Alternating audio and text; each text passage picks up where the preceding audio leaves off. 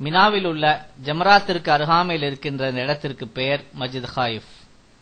இந்த இடத்தில் தான் நபி பெருமானா ஸல்லல்லாஹு அலைஹி வஸல்லம் அவர்கள் தங்களுடைய இறுதி ஹஜ்ஜின் போது கூடாரமிட்டு தங்கியிருந்தார்கள். இதை நினைவுபடுத்தும் முகமாக இப்போது நாமும் அங்கு சென்று ஹஜ்ஜுடைய வேளையிலே தங்குகிறோம், மினாவில் தங்குகிறோம்.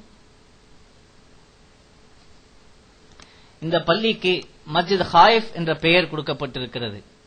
மலை குன்றுக்கு அடிவாரத்தில் இருப்பதன் காரணமாக, மலையின் அடிவாரத்தில் இருப்பதன் காரணமாக இதற்கு மஸ்ஜித் ஹாயிஃப் என்ற பெயர் உண்டு. மினாவிலிருந்து மக்காவுக்கு செல்வதற்கு பெடஸ்ட்ரியன் பாத், மக்கள் நடந்து செல்லக்கூடிய நடைபாதை ஒன்று அமைந்திருக்கிறது.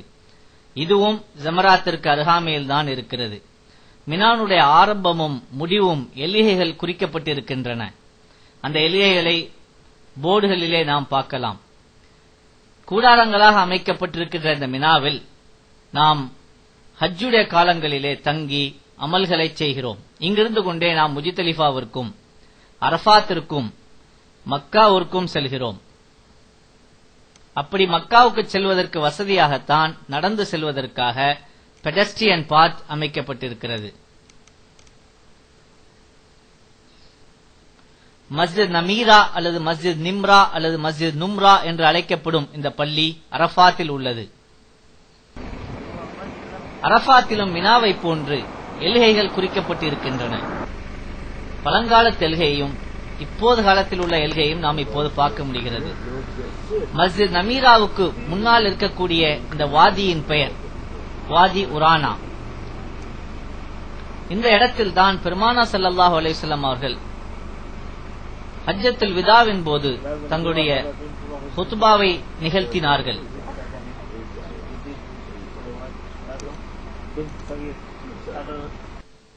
அரஃபாத்திலே முக்கியமான இடங்களில் ஒன்று ஜபல் ரஹ்மா.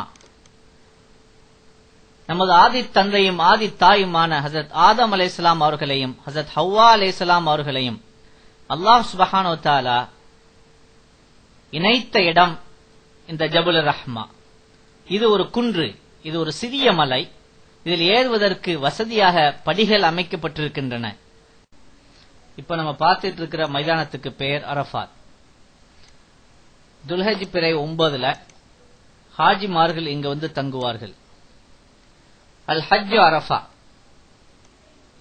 ஹஜ்ஜுடைய வேளையிலே துல்ஹஜ் பிறை 9 ஒரு சிறு பொழுதேனும் இங்கு தங்க வேண்டும்.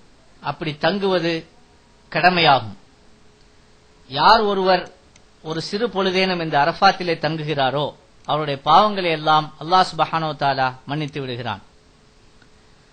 இந்த ஜபல் ரஹ்மாவிலே துல்ஹஜ் பிறை 9 அன்று கூட்டம் நெரிச்சலாக இருப்பதன் காரணமாக நாம் இதில் ஏறுவதற்கு சற்று கடினமாக இருக்கும். எனவே ஹஜ் வேலைகள் அல்லாத மற்ற வேலைகளே நாம் வந்து இந்த ஜபல் ரஹ்மா மலையின் மீது ஏறி நமது நாட்ட தேற்றங்களை நிறைவேற்றிக் கொள்ளலாம்.